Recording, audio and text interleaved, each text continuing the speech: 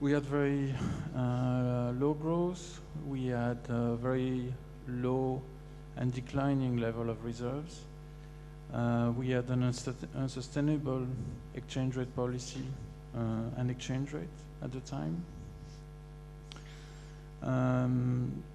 So that's a combination of policies that we had. From a structural perspective, we also had an energy sector which put a considerable drain not only on the fiscal situation, but also on the balance of payments, on the level of reserves, on monetary policy.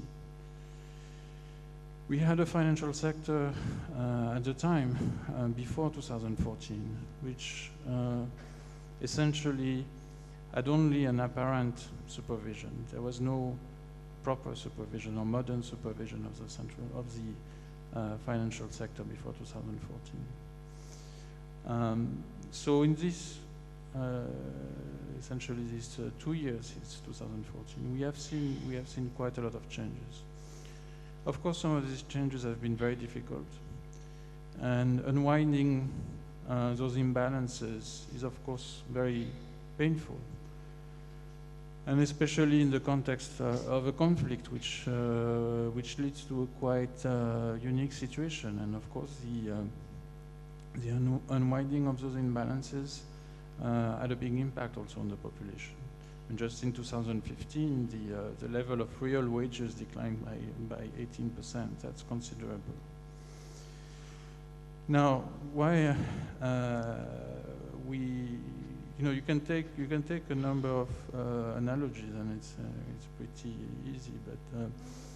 But essentially, we were on this path and on this very significant downturn, and we had to go up the hill on a road with a lot of potholes and a lot of headwinds, with maybe a car which was not in a proper condition and needed a lot of repair.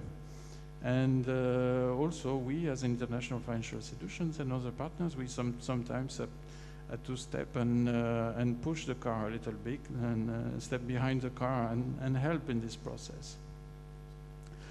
But and you will probably tell me that we have seen this situation before, where we have been going, Ukraine has been going through a considerable slump.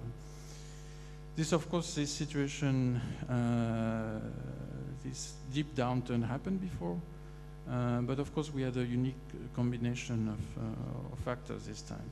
But we also had, I think it's important to acknowledge that we had a unique effort to deal with those challenges, and probably something that we have not seen for many years. But the important takeaway from this is also that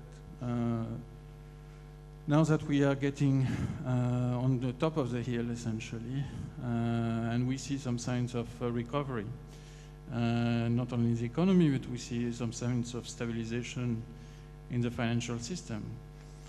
Now that we are on the top of this path and this difficult downturn, we need to find, the proper, and to continue on the proper path, but also to find, so to speak, the highway to growth. What does that mean? That means that basically Ukraine needs to, it's a unique opportunity to get finally to a form of sustainable growth.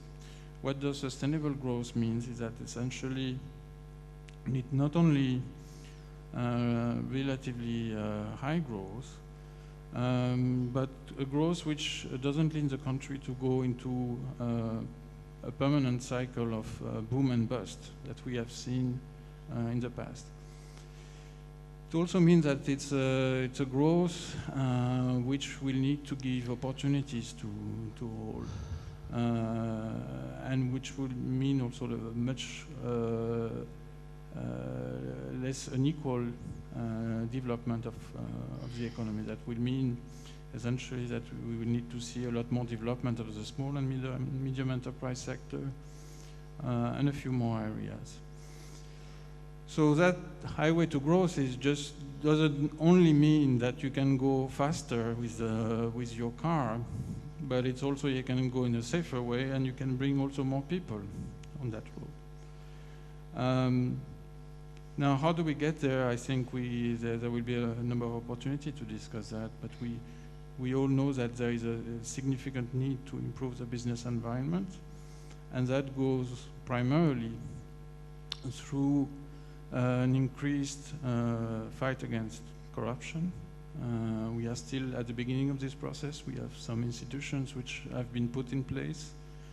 Now it's important to move forcefully on the implementation of relevant policies, to give the capacity to these institutions to undertake their work, to bring more transparency in all areas where it is needed.